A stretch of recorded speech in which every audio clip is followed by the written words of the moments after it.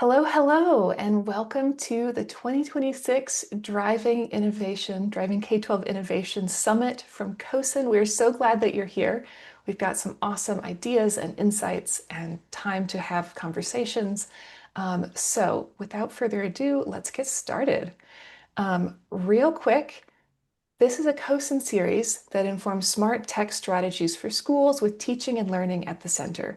And with that in mind, I want to invite Keith from CoSN to give us a few words and kick things off. Thanks, Laura. As you can see, I am not in the office today. This is my annual ski trip, but I couldn't miss this conversation about innovation in K-12. I think this is one of the most exciting things we've done, and we've done it for a lot of years. In fact, I think this is the 16th annual year that we've created this annual report on how educators can think about innovation. And that's a really critical conversation today and getting ready for tomorrow. And I want to specifically thank all of the wonderful people from around the world who have participated as educator advisors on this initiative. We'll talk about those in a bit. And I want to thank specifically Laura Geringer and Stephanie King for guiding us in this terrific way. And with that, I'll let you get back to the work of today, and I'll get back to the work of the slopes. Take care. Awesome. Thank you, Keith. Have a great time skiing today. Okay. In addition to the advisory board and everyone else who's involved in the process, as Keith mentioned, we do want to give a very special thank you to our sponsors, CDW Education and K-12 Insight, who really make this work possible. And today we're lucky to have Janice from CDW facilitating one of our breakout rooms. So more from that later. Moving right along, this work is only possible because of a global advisory board. We have about 132 people from around the world. These are educators, ed tech experts, partners, people who are on the grounds doing this work in many different contexts, all sharing their insights and their brains and their hearts to figure out what the most important topics for driving K-12 innovation are in the coming year. So this is a snapshot of where everyone's from this year. And as we get started, if you are an advisory board member, and just real quick in Zoom, want to hit the reaction button and raise your hand so that you all come to the front, I'd love to recognize your work on this. Oops. Amazing. Thank you so much. You are the brains and the heart of this. And I'm excited for the world to see your insights today. Okay, let's hop back to slides. Feel free to put your hands down whenever it's convenient. So the advisory board goes through a process to figure out what are the most important topics for driving innovation in the coming year. We start with literally dozens of topics in three categories, which we'll get to in a minute, and begin with an initial survey to narrow it down to about a dozen topics so that it's manageable and so that we're spending time discussing the stickiest issues. We spend a couple months in focused discussion, and then we do a post survey to actually vote and select the top topics for driving innovation in the coming year. And then, of course, there's the report and the summit, which is what we're up to today. The three categories that we work from, sort of our framework for figuring out what to focus on in innovation, is the hurdles, accelerators, and tech enablers. So hurdles are our barriers. There are these things that require considerable effort, often long-term effort to overcome. Our catalysts, our accelerators, are things that are motivating or speeding up or in other ways catalyzing innovation efforts. And then, of course, our tech enablers, our tools, are here to help us take advantage of accelerators, overcome hurdles, and create the future for education that we want for educator, student, community, parent success. This year, our top hurdles, accelerators, and tech enablers are these 9 topics. So we have attracting and retaining educators and IT professionals as our top hurdle, followed by ensuring cybersecurity and safety online, and critical media literacy, which is a new one this year. We're excited to talk a little bit more of that in a moment. Our accelerators, our catalysts, are building the human capacity of of leaders, changing attitudes towards demonstrating learning and learner agency. And then our tech enablers are generative AI, data and information visualization. Again, this is the first time that topic has appeared on our list, and then tools for safety and privacy online. So, without further ado, the report is live and available for download. My colleague Stephanie King is going to put the link in the chat for you. Go ahead and grab it. It's free. You can share it as you like. This is the link to share if you wish. And I'm very excited to announce that we have a Spanish translation and a Chinese translation already available to you, thanks to Uruguay Without Limits Foundation and Beijing EdTech Ltd. These are supporting organizations who participate in the process. Stay tuned for a Korean translation coming in the future. Okay.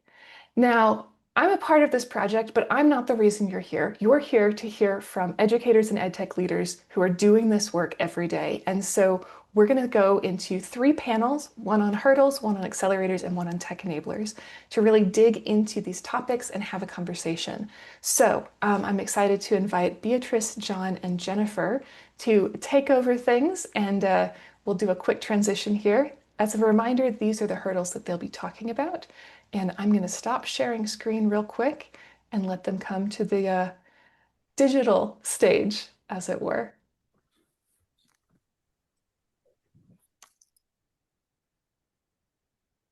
Hi, folks. Okay, it looks like my topic is coming up first. I'm John Heffernan. I'm a professional development coordinator for Mayo Sligo Leitrim Education and Training Board in Ireland, which is probably the nearest thing we have to a school district in Ireland. I have worked in the States, and I worked for 3 years in Albemarle County, Virginia, in Charlottesville. So that's kind of where I'm going to start off. I often ask why they brought me out and said I was a great storyteller, but Albemarle County attracted me to going out there because they were quite an innovative, creative school district with a lot of award-winning teachers. And really the kind of discussion that we have on attracting staff is that we regard kind of the entry levels in especially in the ed tech space, or the IT department, as low pay, and kind of a lot of people will see it as a starting off point. David Deedson had a quote in the report that retaining educators in IT professionals require more than competitive salaries. It demands a culture of respect, trust, and continuous learning. So basically, investing in the person gives you a chance of retaining those staff members. Like in Ireland, we're kind of opposite in a lot of ways because we have a high quality education cohort. We don't have enough jobs, so there's a lot of Irish teachers teaching abroad, but we don't have many IT professionals working in our school districts. So from an Irish perspective, getting staff in is always going to be the hard part, and keeping them is a bit more difficult because we actually got good contracts and good salaries. So people tend to stay in the school that start off in. But one of the things that American schools need to figure out is that if you have low entry positions, you have to make it kind of invest in the people that you're working with, that you're bringing in, because people might say that I'll go work for 2 years for the school district, but then you find 10 years have gone by and they're in a different role at this stage. So find talent, find out what makes them want to stay. We all can't guarantee that we can give them great salaries, but some people aren't motivated by salaries. A lot of people are engaged with working with young people, doing cool stuff, and have a nice, pleasant environment. So the other thing now as well, like we have AI coming down the pipeline quite fast, and it's going to make the job a bit easier because you're able to do a lot more with a lot less resources. But even still, you still need to have the ability to kind of give people what enjoyment they're going to get from their work placement. And like some of the incentives that you can use is when you're doing exit interviews is to kind of ensure that the feedback you get, you act on it, because basically people will kind of leave a place for a particular reason, but not necessarily for the whole reason that they're going. It's not because of one particular reason. But if you can kind of fix some of the problems with people leaving, will help that as well. Also, as well, invest in people. I'm a PD coordinator, and I'm always trying to get more of our IT staff to engage in continuous development. They say that they're too busy, but by investing in them means that you're going to kind of keep that staff a bit longer. This issue has been one of the highest issues in the survey. I think 40% of people refer to this in the survey. So it's not something that is a niche problem with some small school districts in rural areas. It's a problem with a lot of school districts across the board. And I think my 4.5 minutes are nearly up now at this stage. So I'll pass it over on to either Beatrice or Jennifer. Thank you. Hi, John. Thank you so much. I think we both crossed channels because I was presenting on the same thing, but I'll piggyback over that part in talking about, I know the crisis in education, a lot of people are no longer thinking about being teachers. It used to be in the 1950s, all little girls wanted to be a teacher or a nurse, but now that's not considered a prestigious profession anymore. And it's mostly because of two things: pay, and respect. So, how can we help them?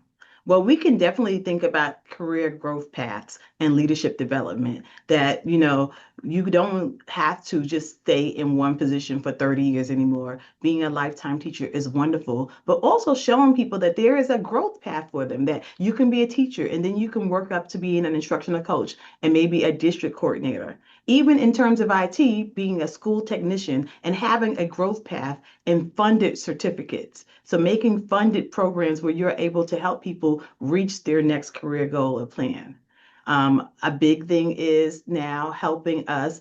The advisory board talked about investing in staff growth, making sure that we're working harder, not smarter, and also using tech. So maximize AI tools. I know in the district I work in, I'm the director of instructional technology and media services for Newton County Schools. We're talking about using AI to change the game. So instead of spending lots of hours behind a machine, behind a computer, making lesson plans and making quizzes, now the teacher can use AI to help them do some of this heavy lifting, and then they can go out and do some self-care, like walking their dog or having wellness. How many of you have used Notebook LM or ChatGPT to make your lives easier in the last 2 years? Pretty much all of us, right? So that's also an opportunity. And then thinking about targeted incentives, finding out what matters. Sometimes we think we know why people leave. Well, really, have we asked them? Have we conducted exit interviews? Maybe it's not about the pay. A lot of times it is, but maybe it's more about the work life balance and education. A lot of us cannot work from home. So that can be something that we can talk about maybe in the summertime, having 4-day work weeks and even offering additional compensation for those who have extended coverage, like our network technicians or our cybersecurity people who are always on the books. Also, what about cybersecurity and safety online? Making sure our ecosystem is available and making sure that it's robust and that we're securing what's most important to us, right? So in our district, we use One Ed Tech, and we use that program and that company to really help us with that. I know that I'm going to now turn it over to my other co-presenter in the chat, Beatrice. Are you ready to okay. Um, I've been involved in the vetting, app vetting, and helping teachers discern when to use apps and how to use them depending on the privacy and security. But my focus in this conversation is building critical media literacy. And the reason for that is, like, when I was in Houston ISD, we vetted apps galore and we controlled access, et cetera, et cetera. But really, the most important thing we found out is to help people be digitally literate. And that term has evolved significantly since those days when AI came into the education field. And so we've all heard many and read many articles about the need, the AI's negative impact on critical thinking, on education, on learning, etc. And I don't know how often we talk about how the World Wide Web was originally designed for commerce. And so the algorithms are set up to give us more of what we already like. Well, that's a disaster for education, right? And so the way that algorithms work in the digital world drives polarization and limits our ability to engage in constructive disagreement, which is so critical for democracy. I just wanted to bring that up as the key. It was we spent quite a bit of time talking about that topic in while we were having the conversations in the advisory board. And people mentioned things about how important it is to develop metacognition skills, fact-checking skills, developing AI literacy, how to use AI in a proper way, values-based usage, etc. And the responsible and effective use of digital materials in general. We're all educators and we know the negative impact that digital can have in a world where we don't teach our students and our staff to be ethical in our use of technology. I want to go to the next slide, Jennifer. I love to say this. Critical media literacy is the new street smart, period. If we're not teaching our users how to use digital media in a responsible and ethical way, we are not setting them up for success. I also want to bring up, and this was something that the group talked a lot about, how critical these skills are to recognize is who posted this information? How is this person author, how is this person thinking authoritative or well informed?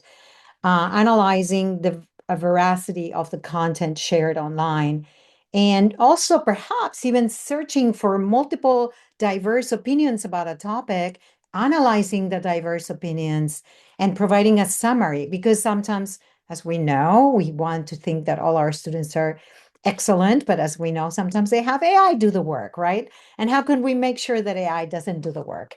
And of the last slide about building critical media literacy is about, what can we do? What are the recommendations that our advisory board gave to our audience? And it was like, and this has always been a powerful practice. Talk to other states, other districts, other educators, and ask them, what are they doing? During our conversation, the state of North Carolina announced that they had passed legislation requiring social media and digital citizenship training for all secondary students. So who else is doing interesting program? Who's developed digital literacy curriculum, etc.? Talk to your colleagues and share that information online. Thank you so much.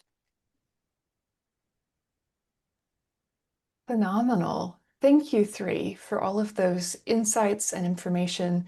And to your point, Beatrice, that's one thing that I love about this initiative is the diversity of voices from many different states, many different countries, so that we can compare and take inspiration and tactical ideas from many different people and contexts, and then contextualize them to our specific contexts. So thank you, all of you, for sharing. As we transition to the next topic, which is accelerators, I want to show you one quick thing in the report.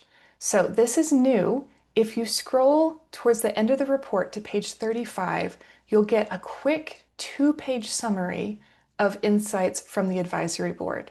So if you were like, wow, that was a lot of information from the hurdles panel, one, there's a recording, which is awesome. But also these ideas are touched on in summaries at the end of the report. So we've got you. Let's get into some more depth with, apologies, not that link, with the accelerators panel. So coming to the virtual stage, we have Freddie, Klaus, and Laura, and they are discussing accelerators, the building human capacity of leaders, changing attitudes towards demonstrating learning, and learner agency. What's on your minds? Well, Hello, everyone, and my name is Freddie Cox. I'm the Chief Technology Officer for Knox County Schools in Knoxville, Tennessee, and we serve around 60,000 students in East Tennessee. Today, I'm going to be discussing building the human capacity of leaders. This accelerator has been a consistent one over the at least past 5 years of the report, and I don't think that that's an accident. Education is and always has been a human, empowered endeavor. And investing in the coaching, professional learning, and leadership pathways to help drive change and improvement in our increasingly complex organization's environment is going to be key. So technology keeps evolving, but the innovation can really only happen on the speed of the people in your organization or your department. This has really been an area that I've been focusing in with the information technology department in our district within this past year. We're a large district, so trying to kind of keep that focus in areas that I can have the most impact. I wanted to build a system that didn't rely on just one-off PD, accidental PD, going to wherever the warmest conference may be at the time. And I want to really find a way to reach the future leaders that I have in the first or second tier levels of my department structure. And if they're expected to be leaders in the future on AI, cybersecurity, whatever the need of the organization is at the time, I have to find a way as their leader to give them the time and the space to be able to learn, make mistakes, all of the things that come with that productive struggle in any learning environment. So for us, we're really going to start with kind of identifying those skills that we have or need in different leadership or critical pieces of the department, whether that's programming, data management, human resources, ERP, um, and then trying to find gaps so that when we're making these decisions about what professional development that we bring in, what training do we offer, what kind of cross training, just any of that work so that it is intentional. So when I'm thinking about what you can do or what you can take away from this report, I'm going to lean on similar comments that John and Jennifer made in the first round when discussing attracting and retaining IT professionals is making the leadership development an intentional part of the work that you do, an intentional investment in the work that you do, and not accidental. So for us, that's me putting it in our 3-year plan for the department so that folks can see this is not a flash in the pan. This is not just the new exciting thing. This is going to be work that we're going to be investing in and iterating on over the next 3 years. Um, so I would argue, that this accelerator kind of builds all of the other parts of this report build off of this accelerator. We really have to start with building a confident, reflective, and a human-centric leader if we want our organizations to succeed. So with that, I'm going to pass it over to Klaus to discuss our next accelerator, which is changing attitudes towards demonstrating learning. Klaus. Thank you, Freddie. Hi, everyone. I'm Claus Gregersen, Head of Studies at Herning Gymnasium in Denmark. Thank you for giving me the opportunity to talk about the accelerator changing attitudes toward demonstrating learning. It'll be a 5-minute story of nearly everything. This accelerator is entangled with most of the other areas in this year's report. Assessment is the key issue in this area. New ways of learning and new goals need new ways to evaluate the learning outcomes. We have an ongoing discussion about balancing our current practice and new innovation, including documenting and assessing values, assigning values to students' learning. To illustrate how we are working in the field at my school, which is an upper secondary school, I'll introduce you to 4 of our research and development projects that we participate in as a part of our process of reimagining the role of our school and preparing our students to their future. All four of them involves collaboration with other schools and external experts, researchers, and organizations. The first one is generative AI. Overnight, it hit us in November 22. You will hear more about generative AI as a tech enabler. It's a real game changer. For the third year, we participate in a research and development project where we fundamentally rethink students' work with written assignments, there's assessment, and new test and examination formats. This project will also continue next year and the year after, I think. The second one has a title, The Healthcare Area in the Theme, as a theme in the subject Bioscience, Mathematics, Social Science, and Danish, our native language. We are working together with a hospital, a university college, and a publisher. The whole idea is to involve real-world application in the teaching and relating to higher education in the area, showing students a career pathway. We expect to increase motivation, relevance, engagement, and learners' agency, and changing attitudes toward demonstrating learning is a central part of that project. The third one has the title Nature Park 2080, Improving Biodiversity and Sustainability in our region. It's a real-world, authentic context because it has been decided to establish such a park. The project involves problem-solving, design thinking, and innovation. It focuses on new ways to demonstrate learning and finally, especially on the shift of mindset for the teachers involved. The last one is a new one. I never seen it before. It relates to what Beatrice talked about earlier. The title is Democratic Dialogue in a Dynamic and Interconnected World.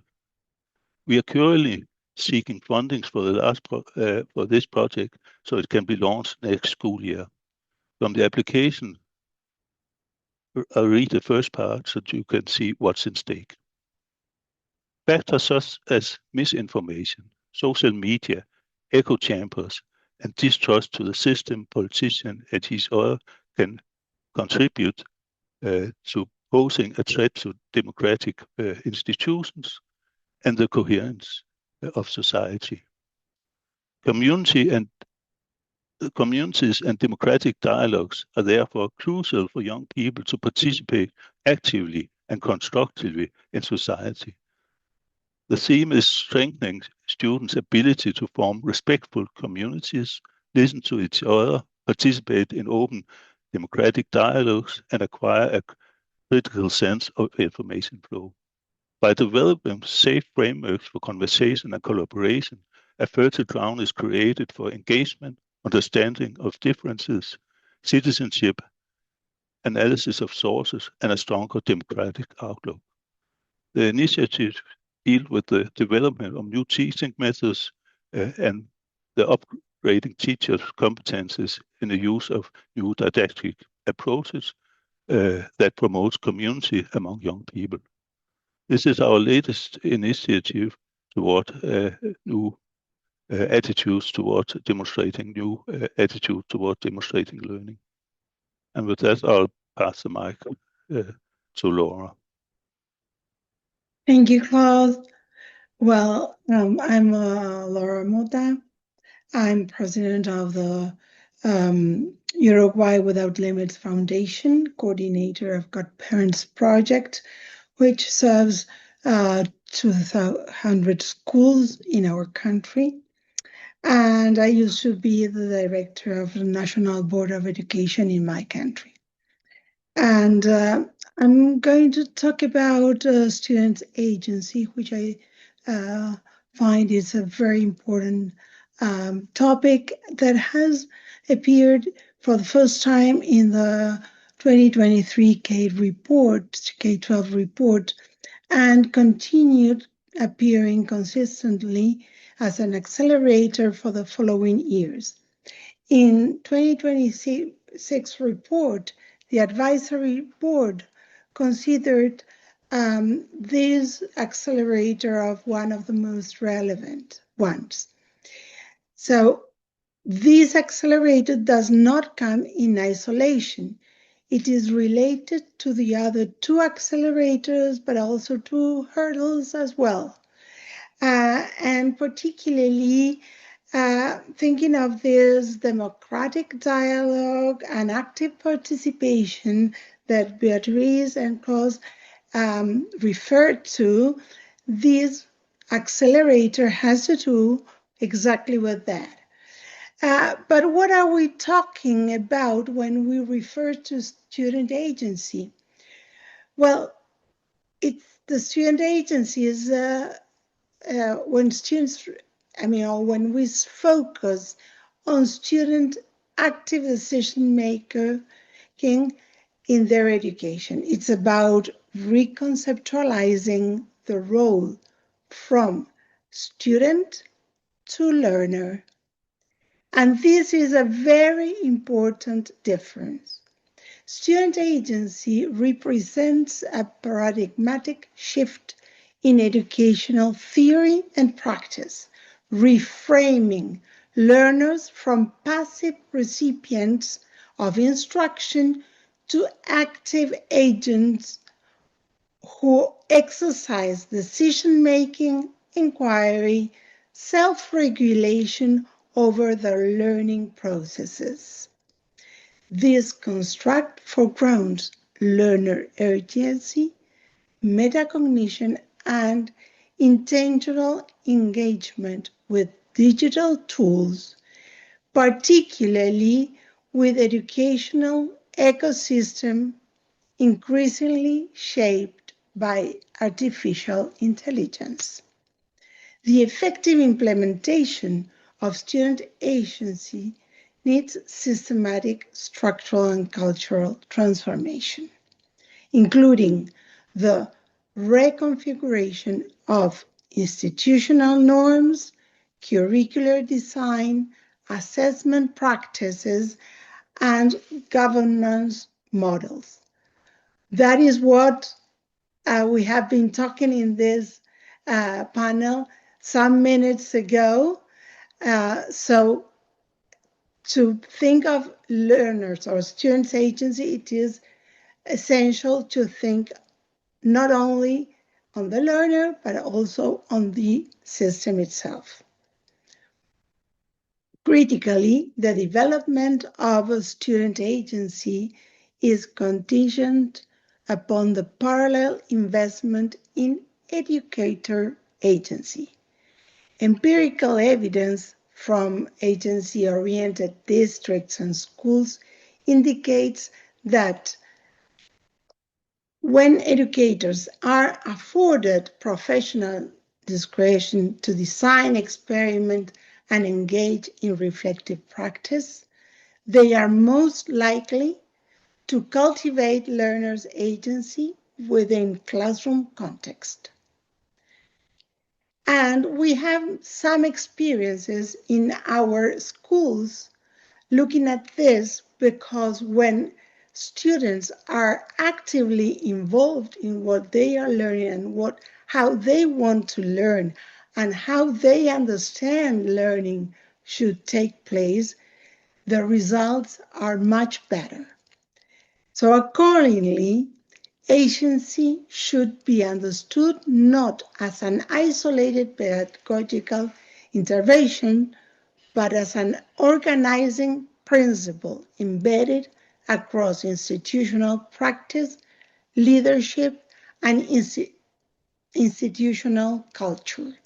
Again, we're coming to the point of leadership as one of the main accelerators in this. Despite its potential, student agency frequently encounters resistance within accountability-driven educational system that privileges standardized measurability and compliance. Such systems often struggle to accommodate learner-directed pathways, resulting in pedagogical constraints that limit flexibility and innovation. But in the response, the advisory board emphasizes the importance of fostering epistemic and ethical agency, capacities that enable learners to critically evaluate information, exercise responsibility, and engage ethically within complex digital and intelligence mediated environment. So, in sum, student agency is intrinsically linked to personalized learning, identity formation, and purpose development, so as constitutes a foundational condition for educational models oriented towards adaptability, critical reasoning, and lifelong learning. Rather than a temporary innovation, student agency functions as a core pillar of future-ready educational system. This is a quick sum up of what we have been working on in the advisory board. There are some advice and recommendation that it may be found in the also in the reports. So thank you. Fantastic. Thank you three for bringing these topics up and digging into the nuances of them a bit. I really appreciate your call outs to the parallels and the interconnectedness of learner agency and educator agency and some of the systemic pressures and complications involved in all three of these accelerators. There's a lively conversation forming in the chat around this as well. So I invite everyone, especially our speakers, to hop into the chat and contribute your thoughts as we move along. Up next, of course, we have our tech enablers. So I'm going to turn it over to David, Lara, and Ruben, who will be talking, there we go, who will be sharing their thoughts on generative AI, data and information visualization, and tools for privacy and safety online, all topics that are deeply interconnected with several of the topics, if not all of the topics, that we've heard so far. Thank you, Laura. I just want to echo what Keith said earlier. Our deepest appreciation to the CoSN staff and all the work they did to put this together and make this webinar possible.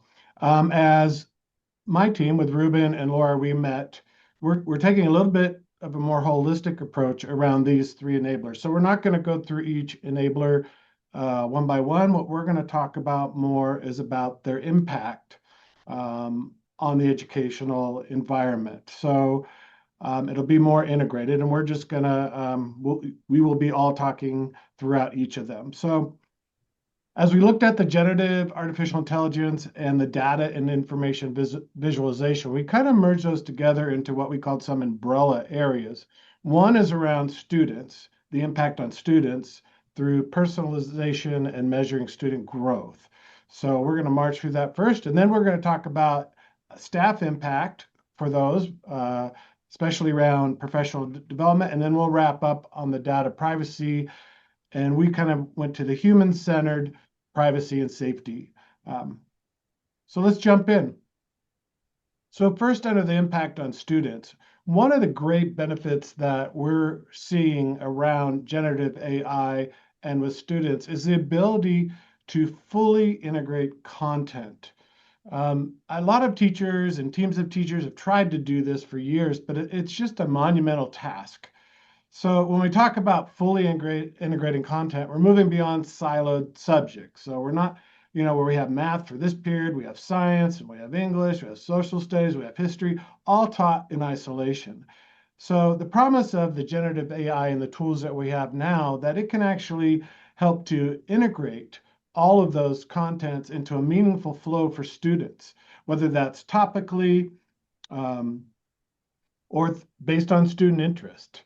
And then also integrating those data systems, we can connect everything around the core content, literacy, math, science, and even begin to go into career and technical ed and really emphasizing career pathways and real life experience for students.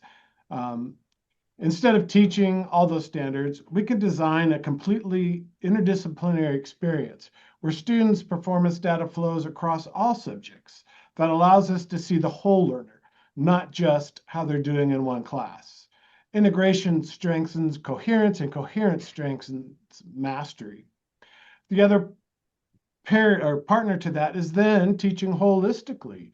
That means recognizing the learner in cognitive, social, emotional, contextual aspects.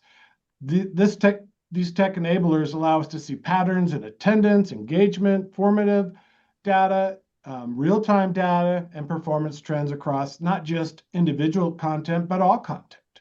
When we combine these insights, we can be responsive to the whole child, not just their latest quiz score. Technology should support our professional judgment, understanding students as a complex learners. So AI supports insight while educators still make the decisions. Laura? Thank you.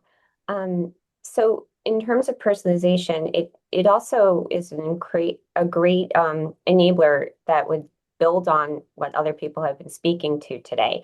One, it changes how you assess students because traditional forms of assessment with the insertion of generative AI don't work as well anymore. And that leads us to more project-based learning and more personal expression of what they're learning and what they've retained. And so Gen AI can help us flip the classroom. It can help center the learner in their learning, and it can change the way we assess students, more project-based learning assessment versus just taking a test or just asking for a book report. So we really feel that it could really take it to the next level if we figure out how to incorporate it with different assessment project ideas and also let the students' guide be more central to what they're learning. Ruben. Yeah, so everything that we've been hearing so far today, it goes to the heart of at least two topics that have come up over and over again, which is that of teacher agency and that of student agency. And I want to emphasize that this is student agency for all students. In other words, we want to be talking about not just, well, in the context of the subject area or that particular a grade, but thinking about, for instance, how this changes the game for all students, for instance, for students who are English language learners, for students who are special education students. We've always known that we need to be providing a diverse range of supports, experiences, opportunities that then mesh with the context for those students, for the context of what their lives look like, what their family lives look like, for their interests, and for the particular needs, etc., that they might bring to the table. But we've also, of course, been limited by time, resources, and that's changing. What we're talking about right now is to be able to generate things, and again, not as something that comes down from the clouds for the student or the teacher, but using the best experience, the best judgment of that teacher, the specific interests, context, etc., that those students bring to the table. We're talking about being able to create materials in ways that we haven't been able to do before, and really to be able to do this in such a way that it provides for a richer experience for students. And because we have both the tools in Gen AI to do this, but tools for visualizing the information, we can say, wait, this is working. This is not working. This could work better in ways we couldn't before. So that's important. And that's another key element that came out of these umbrella discussions that Laura and I have. And the other thing I want to bring up quickly is also the fact that we keep thinking of students in terms of each student, but we also want to think of our students in terms of the group of students. The students are in a social group. So we're talking about how we can support social learning and collaboration. And that's also important because sometimes in the public conversation, it sounds an awful lot like a student is just sitting alone in front of a computer, and that's not it at all. What we want to talk about is how these tools enmesh not just one student, but the work of all of the students, the judgment, the work of that teacher. Again, they become tools to support a social set of interactions. In fact, we can even talk about saying, how could we use the tool to help students see more readily, saying, oh, my classmate there, they're interested in this, and so am I, and I didn't know that. Maybe we should talk to each other about doing something together. Or conversely, you're the teacher, you say, well, geez, I always see the same groups.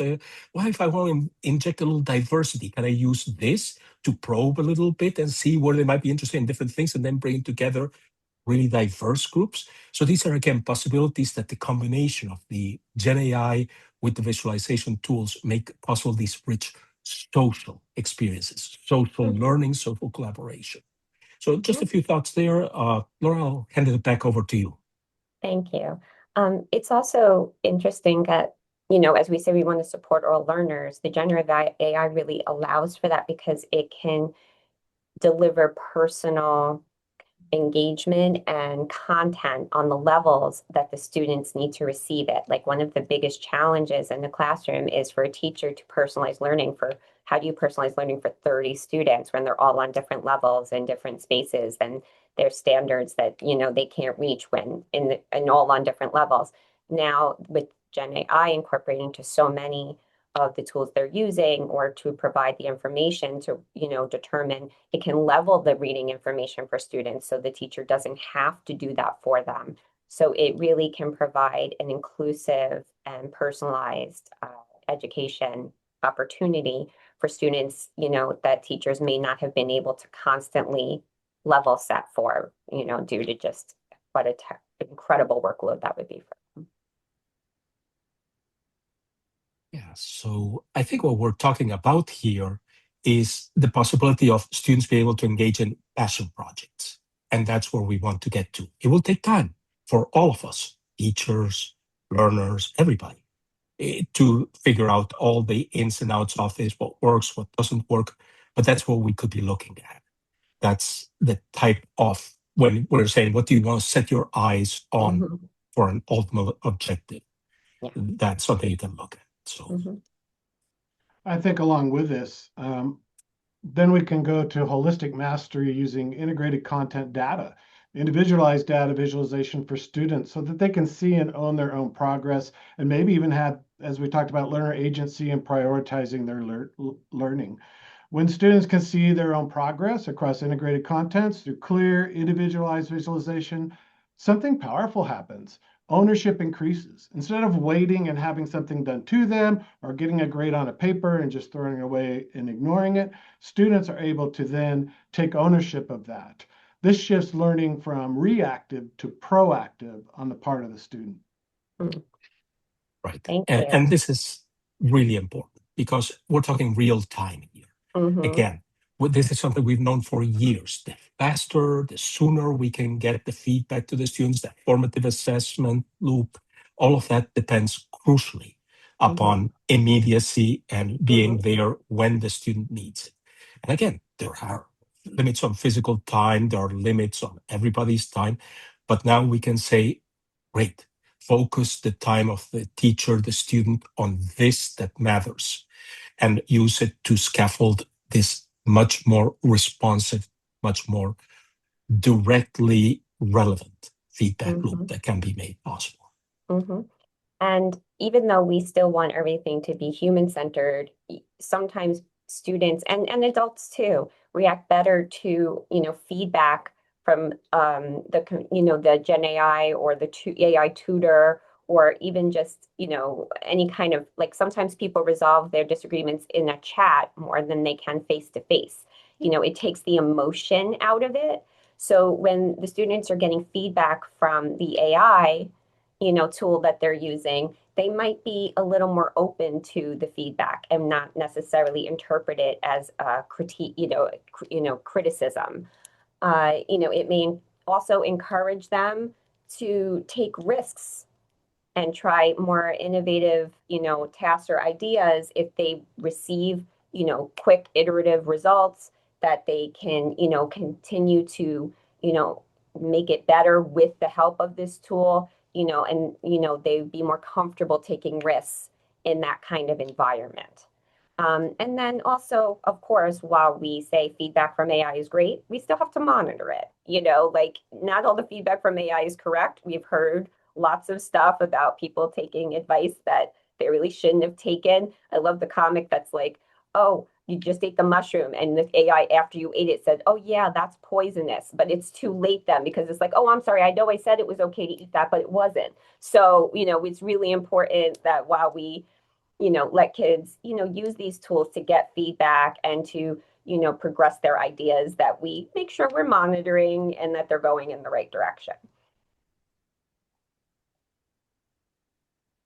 And I think similarly, we can apply this to professional development and going beyond what we're doing now. And I know, Laura, you have a couple things to talk about on that.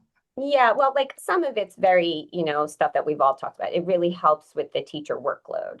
Like there's a lot of ways that teachers and other staff members, can use AI. I use it all the time to like make more things more efficient that I used to have to do the long way. Now there's ways to, get the output and then finesse it to be what you want it to be without having to start from scratch. So I think it's a huge time saver, and teachers are really embracing that aspect of it for sure. Yeah. And the other thing is, too, we can talk about a professional development that's both scalable and personalized. In other words, it doesn't have to be, okay, because this is the only time and the only way we can get it, we deliver all of this at one bulk instance, and then you try to apply it, etc. You can talk about professional development that has a core, yes, but then that adapts to what a teacher might ask or want to do during the year. That might be different for two different teachers, even as it stems that might use the AI itself in some type of augmented mode to have teachers and their development as learners, their development of their professional development in terms of what they're doing for their work context, help each other. So it becomes both scalable, personalized, and again, just as we said for the students, just in time for what they need. And just a reminder, again, it takes continual support throughout the adoption, and we think AI can help that. One of the biggest mistakes districts make is treating an adoption like an event. Real implementation requires continual support. AI can provide scalable coaching now, curated resource, feedback loops, personalized learning, just like for students. And we must begin to design that with intention. Teachers need our support, not just at a launch, but to help practices evolve. Adoption is a process, not a purchase. Now we're going to take a couple more minutes just to talk about human-centered AI and privacy and safety. Yeah, so one of the things I think you've heard us all say, and in fact, you've heard in every panelist that's spoken so far, is we want to talk about things being human-centered. Now, those of you who know about the particular approach I've taken throughout all of my work won't be surprised by this, but the AI is an amazing tool, but watch out, it's just a tool. At the end of the day, we want to focus on what do our students need? What do our teachers need? What do our communities need? What do our institutions need? We want to focus on those human beings at the center of it. And we want to think about how we adopt the tool in a way that is human-centered and that brings how we think about it with both privacy and safety as key components as we focus on those human-centered applications, where we put the learning first, the focus on the human first. Yes, and safety and human health and safety should always be our top priority, no matter what we're doing. So, if there's a character AI tool, or if it's something's getting weird with an AI tool that a student's using, we have to be ahead of that. We have to be on top of it. Vetting AI tools is no different than vetting any other ed tech tool. People act like it's something new. It's not. You're just going to vet it like you would any other tool that you're using for students, to ensure that they're protecting their data, that, that data is secured, that it's not feeding a language model. But it's like any other ed tech tool. You would demand the same things of those tools that you would any other ed tech product that you were willing to share student data with. And again, I know districts and tech directors are working with this, superintendents, about the guardrails around generative AI and AI overall. And that's got to apply to anything around visualization. But we want to make sure that guardrails are not just about restrictions, it's about clarity. When districts propose clear upfront expectations for AI use, data access, and privacy protections, we create a safe space for innovation. Students and teachers can experiment, reflect, iterate without fear because of boundaries that are defined. Guardrails reduce uncertainty, which actually accelerates responsible use. And we know that clarity actually enables creativity. And one last thing I think we have to address is ensuring that students understand how to use Gen AI safely. We hear hot topics in the news all the time about some of the negative experiences that young people are having around Gen AI, and we have to address that. We have to make sure that they understand they're not working with a human when they're interacting with a Gen AI. We must explicitly teach that generative AI is not a human being. We do not want students having relationships with their Gen AI. I know some use it for recreation and some use it for fun, but unfortunately, we know that adolescence is such a volatile time that some students are taking it a step further.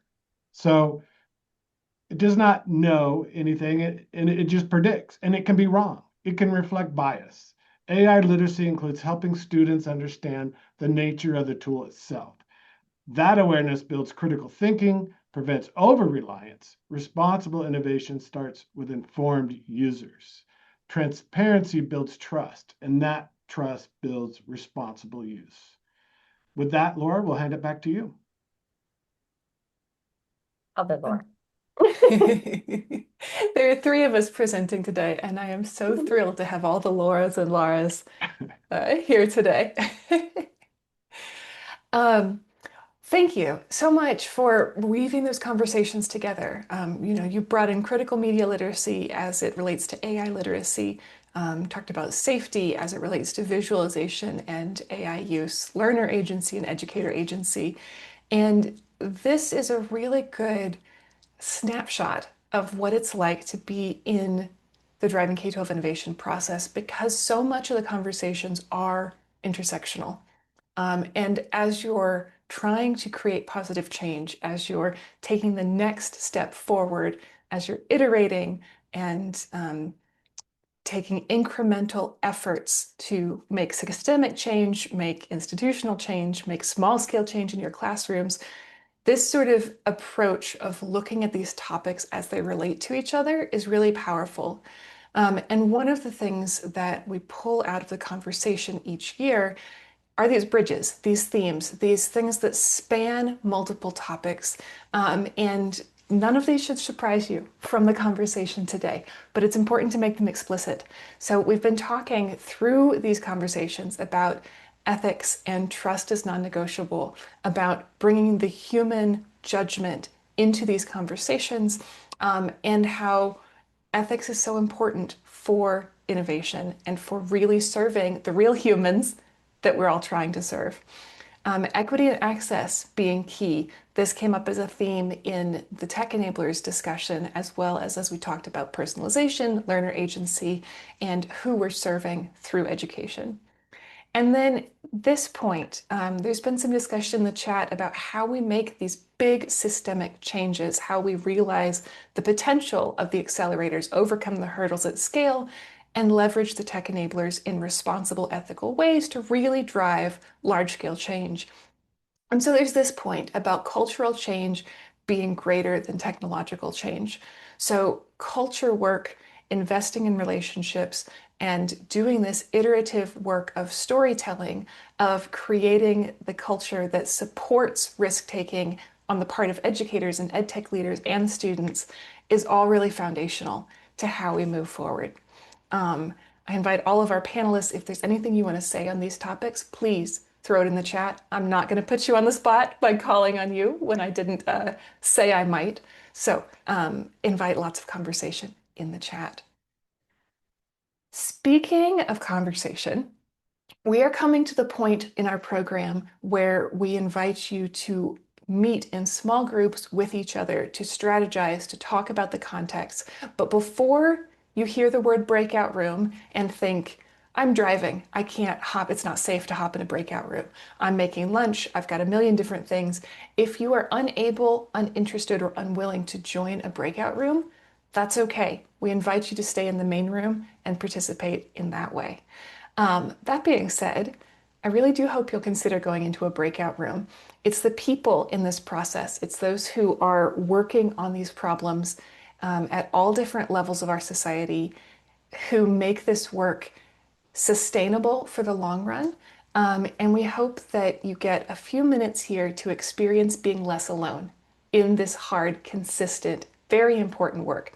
So, shortening my monologue, hopefully, we're going to go into breakout rooms and spend some time discussing and strategizing. So, how are these topics showing up in your work? What would you recommend for specific actions? What's your experience and where are you going? For this, we're going to engage in a little collaboration in a virtual whiteboard. So, let me just switch screens real quick.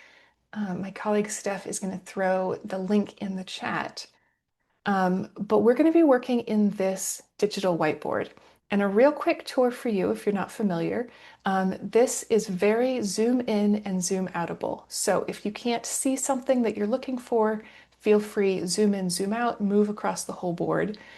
We've got up in the upper left-hand corner, we've got your instructions, which are basically the same as what we're sharing verbally here. And over here, this is our working space, this large rectangle. So this is our taking action space. We're going to leverage all the beautiful hearts and brains in this space to curate some examples and recommendations. This will be a public resource. We're going to do a light edit afterwards just to make it a little cleaner, a little more readable.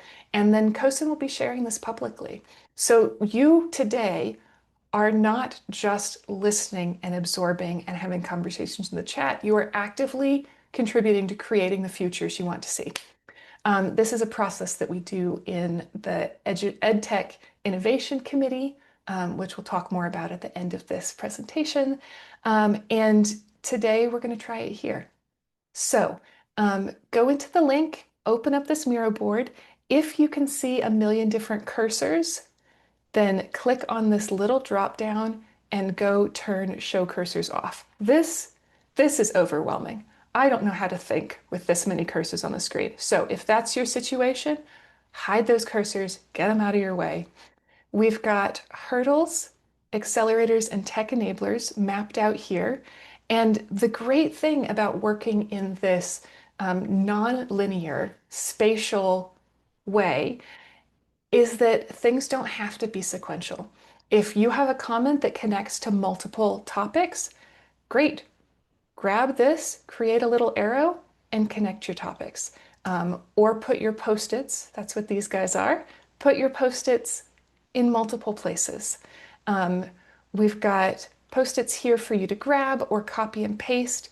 Over on the left-hand side, you've got all these tools, and you can just scroll to the bottom and click sticky note or search for sticky note if that's what you're looking for. And we're going to spend the next 35-ish minutes working in this space. The last thing I'll say before we go into breakout rooms is that we want to give credit to the wonderful people who are contributing here today live. So please be sure to grab a sticky note and add your name, add your affiliation, so that you get credit for participating in this professional development activity, this collective brainstorming when this gets shared live. So if you have questions, throw them in the chat. We'll try to get to them as fast as we can. If you are interested in a breakout room, then hang tight. You're about to be beamed in there. If you need quiet time on your own outside of a breakout room, stay here. Hang out with us in silence, and we will reconvene in about 35 minutes. As a heads up, I'm not going to call on people when we get back. So, like, don't worry that you're going to be put on the spot just because you ended up note taking for your group. Cool? Okay. Jill, please go ahead and open up those breakout rooms and let's get the conversation going.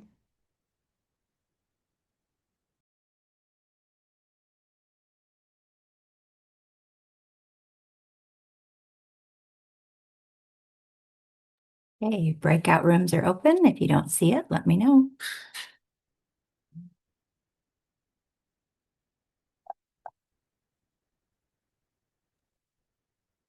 Our colleagues are beaming away to those rooms. And for those of you hanging out in the main room, I'm just going to put this little timer up here so you have a sense of what's going on and when we're going to come back together for more verbal sharing.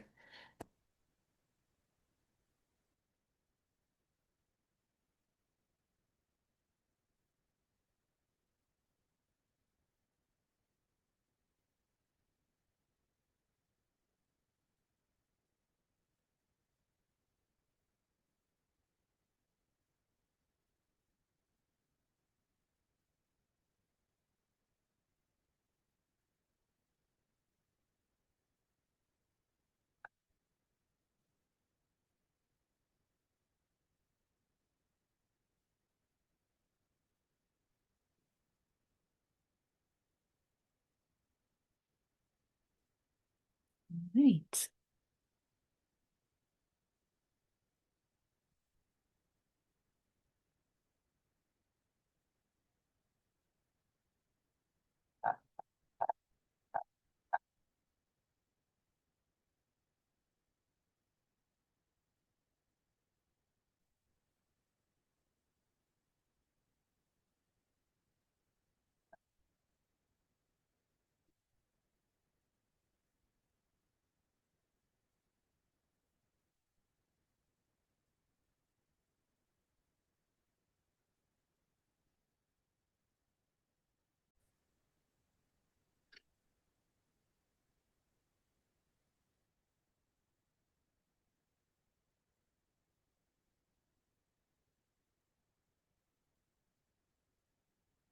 Everyone's having such good conversations that very few have returned so far. This is fantastic.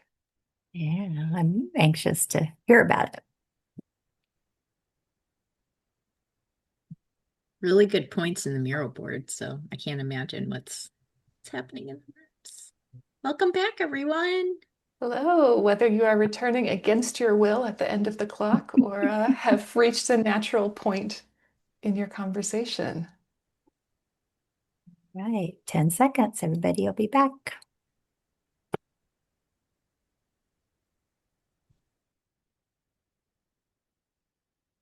That feels 10-ish. Oh, I see another purple. Okay, this is the flood of everyone who was yanked out of their breakout rooms against their will at the last possible second. That part. Yeah, yoink. Ah, well, I'm glad to see how many groups waited until the last second to return. I hope that's an indication that you were having some great conversation. I see an emphatic nod from Alexis there. Excellent. Um, we have been, hopefully not creepily, watching the Miro board and talking amongst ourselves in this room a little bit. Um, and rather than put you on the spot, as I promised I would not do, my coworker, my colleague Stephanie, who is the writer behind the scenes who pulls together all the diverse stories into a cohesive narrative for the report, Steph and I are going to go through the Miro board and pull out some of the themes that we've been seeing. Feel free to raise your hand if you want to chime in or put things in the chat if you feel like it. We're going to have a quick conversation and then aim to get you out of here a couple minutes early. So, Steph, what has come up for you on the Miro board? Yeah, I think something that's really nice is that a lot of the things that I was seeing in the Miro board really echo the report. I think overall, just a sense of, you know, putting human-centered approach, putting the humans before the technology. I think that's something, especially with generative AI. I know there were a lot of sticky notes in that section, but just human-centered approach. I saw a lot about teach AI literacy explicitly and just general PD overall, right? Because educators and IT professionals can't teach others without having that knowledge themselves. So that's really, really important. So teaching the students, but also teaching the educators. And I loved move from bands to boundaries. I think we talked about that a little bit with our tech enablers group, and just I was really empowered by that thought of by creating kind of those guardrails, we open up this opportunity for creativity and innovation. So guardrails don't have to be bad. So that was firstly something that stuck out to me. But Laura, what about you? Yeah, actually, on that topic of bans versus boundaries, I'm just trying to find it real quick. Um, this comment, student data privacy and online safety does not have to be an innovation hurdle. So I found that statement really intriguing. This contributor goes on to say, instead, secure EdTech can provide a safe space for students to innovate, learn, and express themselves without sacrificing their privacy or exposing them to threats. So I think that plays really nicely with this idea of bans versus bounds, and how investing in these guardrails, whether it's the knowledge to help play safe in this space and learn safe in this space, or the technology and system and process, bounds, guardrails. I think that's a really important point, and it's a useful possible next step. You know, these hurdles and accelerators and tech enablers can feel so big that it can be hard to know where to start, what one next thing to do. You know, systemic change doesn't happen overnight. And so I Absolutely. liked these call outs specifically to small, meaningful actions. I like that you say that because that segues really well into the one of the learner agency comments that I really liked, because it can feel really overwhelming. So this one said, this accelerator learner agency is one that can succeed with small changes. Find one place where your students already have a voice and expand it slightly. Give them a choice on how they show their learning, whether it's a presentation, an essay, or an interpretive dance, which love that. But I think it can feel really daunting, and it's kind of not to bring up Frozen, but do the next right thing. It just takes one small decision that can make a really big difference, and especially in an area like learner agency, that's really, really key. Totally. I would have despised having the option to do an interpretive dance, but it's the option that's important. And present day me might be into an interpretive dance, you know, with the We can be on a confidence I team didn't together have. Totally. for a Yeah, project. but that choice of showing learning, I love that. Yeah. And pulling on the agency thread for a minute, there were several places, actually across the Miro board, where this idea of agency and professional development sort of showed up, whether it was giving educators the learning and knowledge to better exercise their agency and know what tools and possibilities were available for them and how to do that safely, or whether it's giving students the agency along with the knowledge and tools to play in an educational way, in the sense of self-directed learning. Appeared in Absolutely. several spots. I agree. And one thing that in changing attitudes towards demonstrating learning, that's always a mouthful for me. I know that we are obviously talking about ed tech and the importance and the power of technology and innovation, but there's something to be said too for providing opportunities for unplugged learning, which I really liked, and kind of making sure we have that balance in providing experiences and teaching digital skills through human skills. I thought that was really, really nice, a good reminder. And I think, as a mom of two, like my students, oh my gosh, my children love tech, but they also love those experiences where we can teach them about how to be good, street smart online, in our critical media literacy. Doesn't necessarily have to happen online.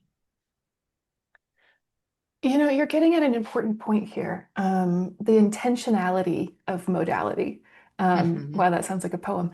Um, this idea that defaulting to a way of learning or a way of interacting um, it can be problematic, whether you're defaulting to offline or defaulting to online, and that the intentionality of choosing the modality and the degree and nature of social interactions and choosing the space for learning is an important choice, and that it's easy to abdicate that choice to whatever the default in the current culture context is.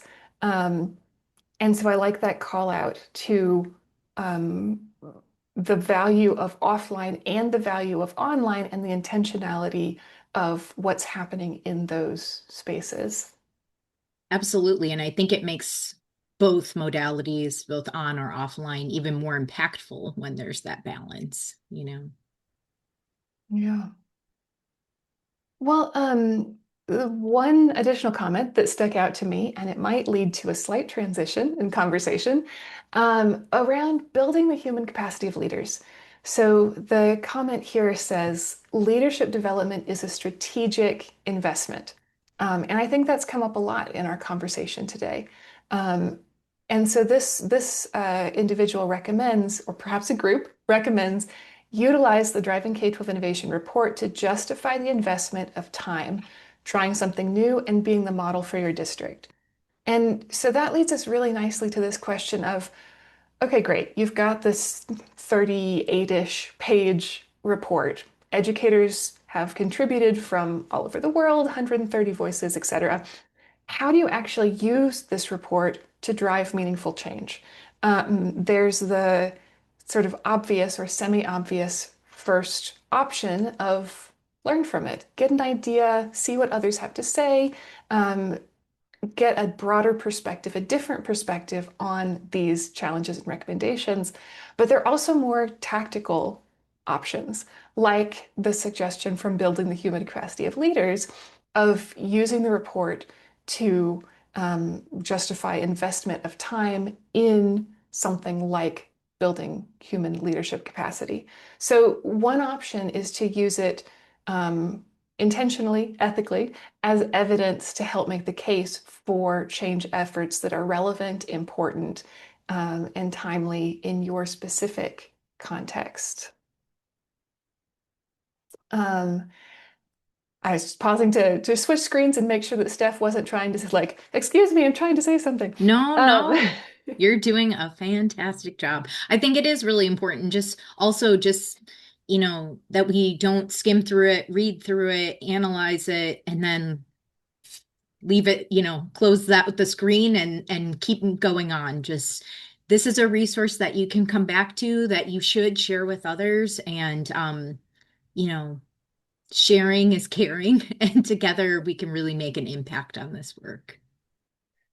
Yeah, well, and in addition to just share the resource, have these conversations in that sort of informal sense, there is the option to have focused dialogue around this content, to use it as a nucleation point to bring together people interested in this work, or to use it as a conversation starter and a framework for having those conversations, whether it's in large professional communities, if it's in a professional development group within your school, um, or with parents and community members. We're not here, and this report isn't here to give you, as Keith says, the answer. We're here to give you the resources and perspectives and tools to create the futures as opposed to telling you what the future should or will be. It's not about predicting, it's about creating.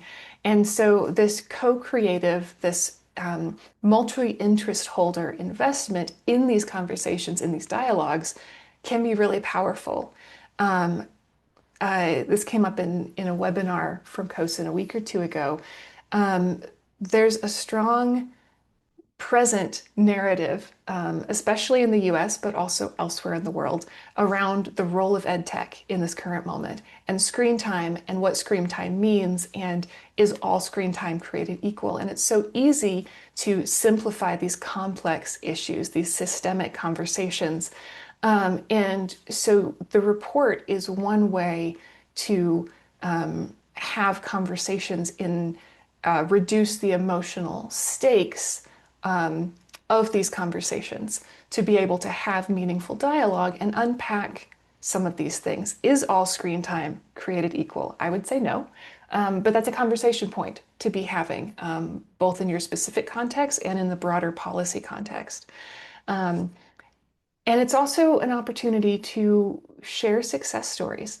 If learner agency is something that your context has been working on, your school has been working on, ask, are you sharing success stories? Are you talking about what success even means? There was some discussion in the chat about what are we measuring at a policy level and how is that shaping what happens in individual schools and communities.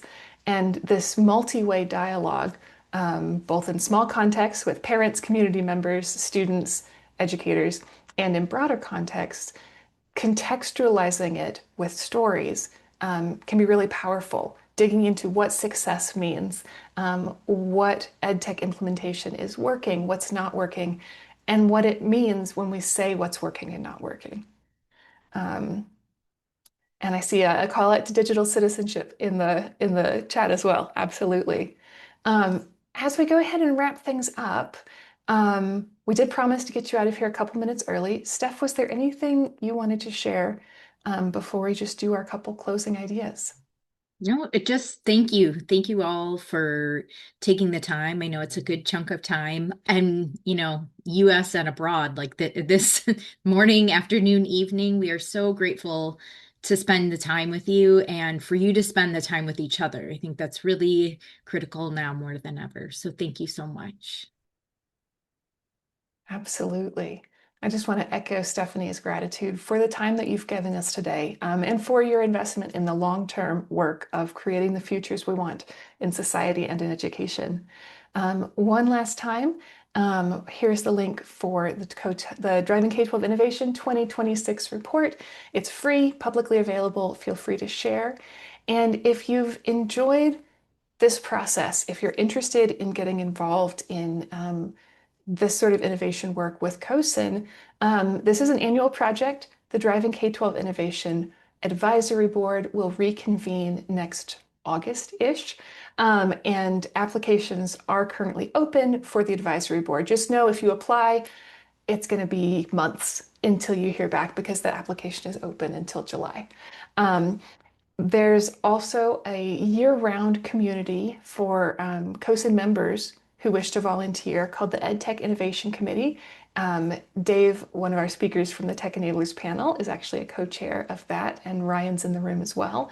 And this committee operates year-round, investigating these topics and creating resources. So if you're interested in that, I will drop or Steph, who's already on it, will drop the link in the chat if you're interested. For now, thank you so much for spending this time with us, and we will see you online and in future efforts, and perhaps even at the CoSN conference in April. Thank you all so, so very much.